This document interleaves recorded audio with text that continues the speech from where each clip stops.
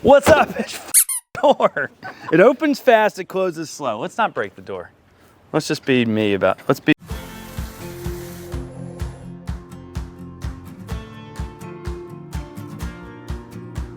Hi, I'm Robbie Delaney. My wife Caroline and I started Muddy River back in 2011 with 35 bottles a day and a still named Freedom built in my parents' backyard. Year by year, we steadily grew the company into 6,000 square feet, our second location, taking our 30 bottles a day production to 1,300 bottles a day production. This is our first 4-year barrel down. We've outgrown our space in Belmont, so now we're moving the entire production upriver, up the Catawba, up Dutchman's Creek.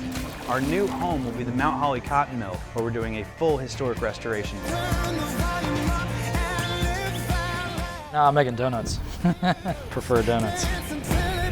Right now we just do the tours and tastings, but we're moving to Mount Holly in April. Going from 6,000 square feet to 20,000 square feet, we'll not only manufacture, bottle, and package our rum, we'll also have a full-service cocktail bar with a restaurant, private event spaces, a venue for concerts, shows, and festivals.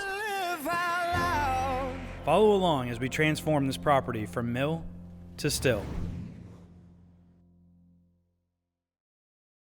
Oh my God, welcome back to the long-awaited, very highly anticipated, very, very highly requested, since every one of our subscribers apparently has visited this facility, finale to From Mill to Still. I apologize with the deepest regret that we did not cover the last 8 months of construction. Things got a little crazy. There was stuff and things to deal with. It became slightly more important, but we're back. And now in this 2,000 part series, I am going to put an end to From Mill to Still as we roll into a functioning new distillery in Mount Holly, and we switch to MRD TV. So stay tuned, hopefully you enjoy it. If you have any questions, leave them in the comments below, and thank you so much for all the support up to now. The last you saw on From Mill to Still was us slamming some fingerprints down in the concrete slab for the interior of the building. And since then, so many things have happened. I'm gonna walk you through all that. I'm using my phone today so that I can keep up with the last 8 months. And you'll have pictures and videos that we've taken over the time period that I'll kind of explain as we go along. So we went straight from pouring the slab inside to beginning and prepping the slab for the outside. And that means we were pouring our loading dock. For those of you that really know Muddy River, you know that we spent our first 12 years in business operating without a loading dock. And it's super nice and convenient to have one. You can see here, we have a dock leveler and we have our forklift. Jordan's gonna be driving right onto that truck to unload. Hey, what you getting today? Barrels. Barrels, he's getting barrels. So to build a loading dock was tough. This was ground level, we had to excavate down. When we excavate down, we realized that these retaining walls were being secured back into the footing with these long, stringy concrete stem walls. These stem walls ran the entire length of this pier footing here, and we had to cut them. We had to cut them, and then an engineer had to draw how we would reincorporate them into the structure. So this retaining wall was held back by earth and backfill. Now it's held by earth, backfill, and concrete. Once that was done, we had to excavate down and put drainage in. This all turned us into a bowl, and that bowl had to have somewhere to go. And so we dug down and we ran about 120 feet of pipe back out of the pit, so to speak, the loading dock area. And then it was, from there, pretty easy. You level everything off. Once the stem walls are poured, then you put your rebar down, your vapor barrier, and you pour concrete. We poured 6 inches of 5,000 PSI concrete, about 120 yards of concrete, and now we have a loading dock. Over here, starting from here, going to the end, there are footings in the ground, and these footings are built so that eventually we could put a building or a structure here and move all our barrels. The one thing we can't do as of this moment is bring all our barrels from Belmont. So they're gonna be stored in Belmont until we do something. This is actually becoming more of an event space for us as we do concerts and events. People are wanting to get married out here. And so this may evolve into something besides barrel storage. We'll just have to wait and see.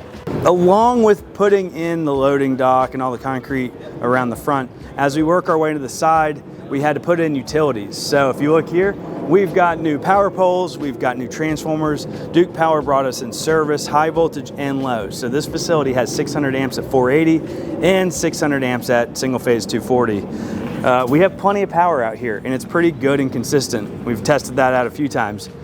We poured concrete over here. I think I've mentioned before that we waterproofed this building. Not only did we waterproof it, we also left all the original boulders. We did that for several reasons. The main reason is it's expensive to break down a giant boulder. The other reason we left boulders like this in particular is because it holds up this corner of the building. So if you go beating on it with a jackhammer, you're gonna shake your structure. Instead of beating that thing up, we just poured concrete right on top of it. So this looks really cool. This is a giant boulder that actually translates all the way into the building. Over here, we have another boulder that goes under the staircase, and I believe I've talked about this in other videos, but you can just see this whole building was built on this stuff. They're throughout the property, big and small.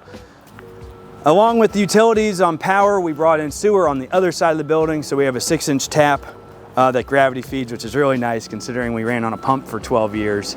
And on the front of the building, we brought in 700 feet of 6-inch sprinkler line so we could sprinkle this building and keep it safe from fire since we make alcohol for a living. We also brought in a 2-inch domestic line, and with our 6-inch we put a new hydrant in. That was quite the experience. You can see in this scene here, we hit that line a few times. You know, this line was put in back in the original line back in the 30s, I think, and no one really knew where it was. So as we dug the trench 700 feet towards Main Street, we hit that 6-inch a couple of times, the old one, which is now completely gone and replaced with new age piping. So that's pretty cool. We have excellent pressure out here. The water's great. And we also have a well on the other side of the building. So that's that. This is also super cool to see the loading dock in action. I know that seems like normal stuff to a lot of people, but the fact that Jordan's in there with our forklift, unloading muddy river barrels, that may or may not have to be edited. We just got Belmont barrels. I think that was a slight mistake, but we'll grind that off and fix it, so that's not a big deal. That's just part of the charm, I guess.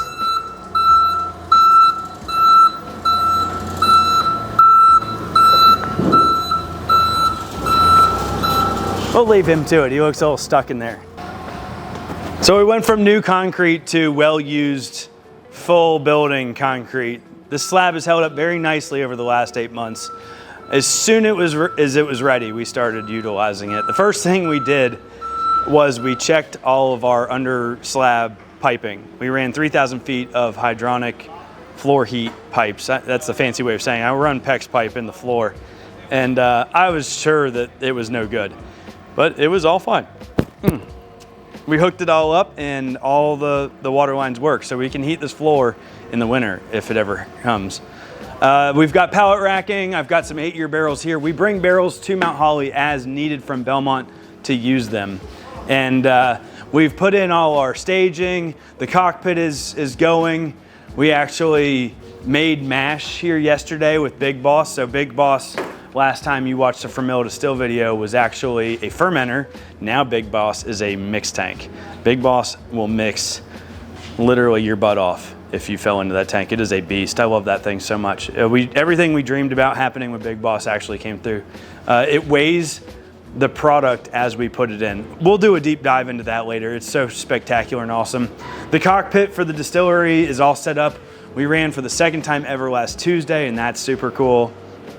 Everything worked, nothing blew up. There were some issues, as you're gonna have, but it wasn't that bad. Follow me, we're going into the cellar. This is the original front entry. You saw the Western Consulate sign over this. And here is our stills and our fermenters. Oh, I still have the exhaust fan going. So you have democracy, liberty, independence. Then you have our fermenters.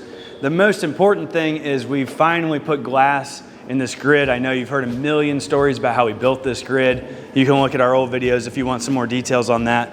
But there's glass in it. It's really cool because all the heat and 95% of the smell is actually being held in this room. Not only is it good for the distiller as they're more comfortable in making the product, but it's also better for the customer. They're getting an average of the smells and situation down here, and they're not feeling all the heat that's coming off these machines. No more sleeping bags for Muddy River. That's really cool. So coming out the back of the building where you have the space between us and the shed, we built this nice big slab so we could put our chiller, equipment, and other miscellaneous things. The little lizard village is out here. I've got some avocados. And most importantly, we have the budget breaker, the staircase. This monstrosity of a staircase had to go in for egress purposes, and it's a beast. These stairs were intense. There's a lot that went into these stairs. There's a lot of money that went into these stairs. This second floor deck was supposed to serve as kind of a small smoker section slash hangout, just like a back access to the lounge. But then the county got involved. These are big stairs. These stairs were probably 15–20% of the overall budget. It was crazy. They started out as a staircase to the second floor. Next thing you know, the stairs have to keep going. They have to keep going because we need egress, secondary egress, mind you, to the third floor. Here we are on the third floor via exterior staircase. Didn't know I was gonna be doing that when we bought this building that I love so much and appreciate and haven't poured my soul into. Anyway, we're up here, and so this is what it is. But wait, there's more. It wasn't enough to build stairs up here. No. Nay. We have to build a walkway on top of a roof. So we did that. 90 feet of walkway right to the back door of the third floor, so we have a secondary egress. It is important in the event of a fire, you have a way to get out. We have that stair tower down there, but we also need a secondary egress, so this became a very, very intense part of our construction. It had to be brought into the center of this roof so that you can't see it from the perspectives. The reason for that is because this is a historic building. If you go put a rooftop deck on it, it's gonna look weird. It's not gonna look historically accurate. So that's why this is this way. We have actually clips of us putting cones up and seeing where that line of sight actually terminates. So here we are.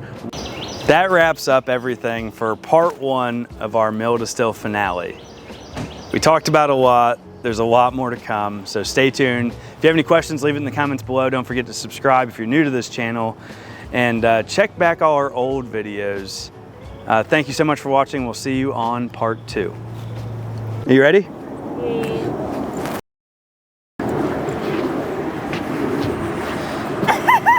But with me. Ah! Ah! Is it hurting your ears? Ah! Okay. Get this. Get all that. Yes, beautiful. Yes. And the stairs. I love your shoes.